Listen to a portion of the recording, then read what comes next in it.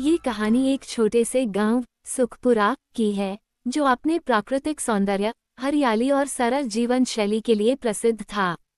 गांव के बीचों बीच एक दरिया बहता था। ये दरिया गांव वालों के जीवन का केंद्र था। इसके पानी से खेतों को सींचा जाता और इसकी छांव में बच्चे खेलते। दरिया गांव के हर परिवार के लिए जीवन का आधार था। इसी गांव में रामलाल नाम का एक किसान रहता था। रामलाल का जीवन साधारण था। उसके पास बस एक छोटा सा खेत था और एक मिट्टी का घर। उसकी पत्नी सरला और 2 बच्चे उसके साथ रहते थे।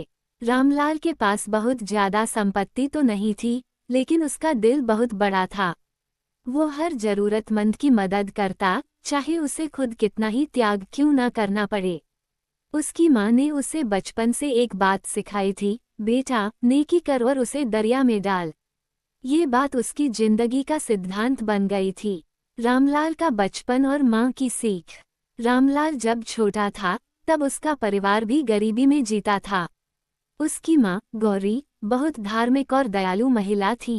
एक बार रामलाल ने देखा कि उनकी माँ पड़ोस के एक भूखे बच्चे को रोटी खिला रही थी, जबकि घर में खुद के खाने के लिए भी मुश्किल से खाना था।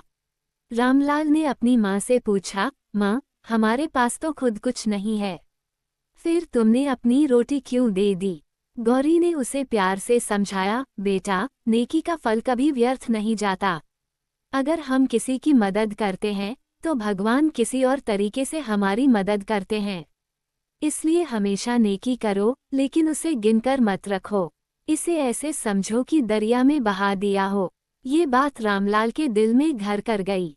उसने तय कर लिया कि वह भी अपनी माँ की तरह दूसरों की मदद करेगा।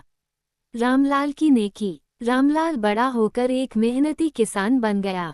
वह दिन रात अपने खेत में काम करता और जो कुछ भी कमाता, उसमें से थोड़ा हिस्सा जरूरतमंदों के लिए बचा लेता।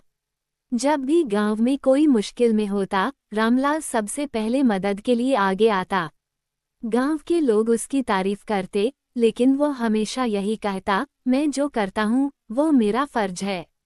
अगर भगवान ने मुझे ताकत दी है, तो इसका सही उपयोग दूसरों की भलाई में होना चाहिए।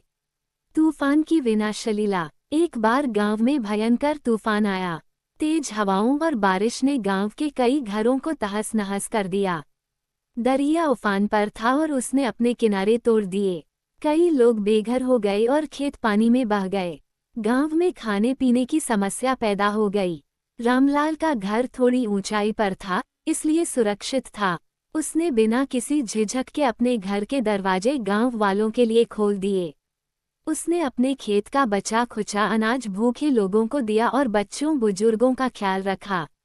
तूफान के बाद गांव में कई दिनों तक स्थिति खराब रही, लेकिन रामलाल ने किसी भी मदद के लिए मना नहीं किया। वह अपने घर में लोगों को शरण देता रहा, भले ही इसके कारण उसे खुद कठिनाई क्यों न उठानी पड़ी हो। रामलाल का निस्वार्थ भाव। गांव वालों ने उसकी इस नेकी के लिए उसकी बहुत प्रशंसा की, लेकिन रामलाल ने मुस्कुराते हुए कहा, मैंने जो किया, वो कोई महान काम नहीं है। ये तो हर इंसान का फर्ज है।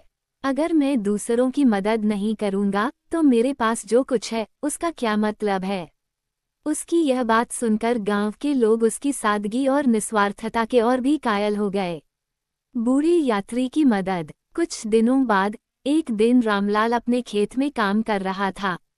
तभी उसने देखा कि एक बूढ़ा यात्री थका और भूखा उसके खेत के पास से गुजर रहा है। रामलाल ने उसे आवाज दी और अपने पास बुलाया।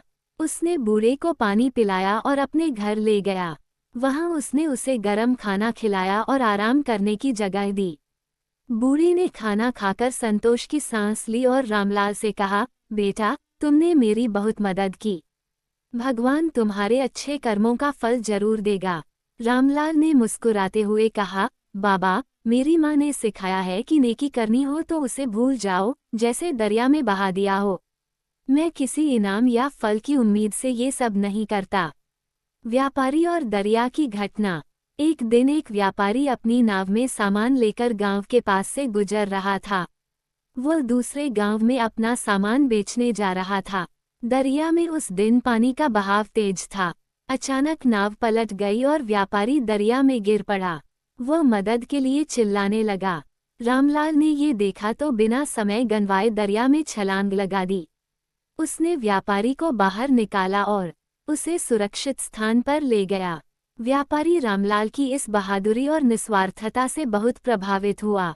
व्यापारी ने कहा, तुमने मेरी जान बचाई है, मैं तुम्हारा ये कर्ज कैसे चुका सकता हूँ। रामलाल ने मुस्कुराते हुए जवाब दिया, मैंने ये सब किसी इनाम के लिए नहीं किया, यह मेरा फर्ज था। रामलाल को मिला इनाम। कुछ हफ्तों बाद व्यापारी फिर गांव आया। इस बार उसने रामलाल को एक बड़ी जमीन का टुकड़ा और कुछ पैसे दिए। उसने कहा, ये तुम्हारे अच्छे कर्मों का फल है। मैंने देखा कि तुमने मेरी और दूसरों की कितनी मदद की है। ये तुम्हारे लिए एक छोटा सा इनाम है। रामलाल ने पहले इनाम लेने से मना किया, लेकिन व्यापारी ने उसे समझाया कि यह उसकी मेहनत और नेकी का फल है। रामलाल की प्रेरणा। रामलाल ने उस जमीन पर एक आश्रय स्थल बनवाया, जहां जरूरतमंद लोग आकर शरण ले सकते थे। उसने अपने खेत को भी बढ़ाया और गांव के अन्य किसानों को रोजगार दिया। धीरे धीरे पूरा गांव उसकी नेकी से प्रेरित होकर दूसरों की मदद करने लगा। कहानी का संदेश। रामलाल की कहानी यह सिखाती है कि नेकी का मतलब निस्वार्थ भाव से दूसरों की मदद करना है। भलाई का कोई काम छोटा नहीं होता और वो कभी व्यर्थ नहीं जाता। जो नेकी हम करते हैं, वो किसी न किसी रूप में हमारे पास लौटकर आती है। नेकी कर, दरिया में डाल केवल एक कहावत नहीं है, बल्कि यह एक जीवन जीने का तरीका है।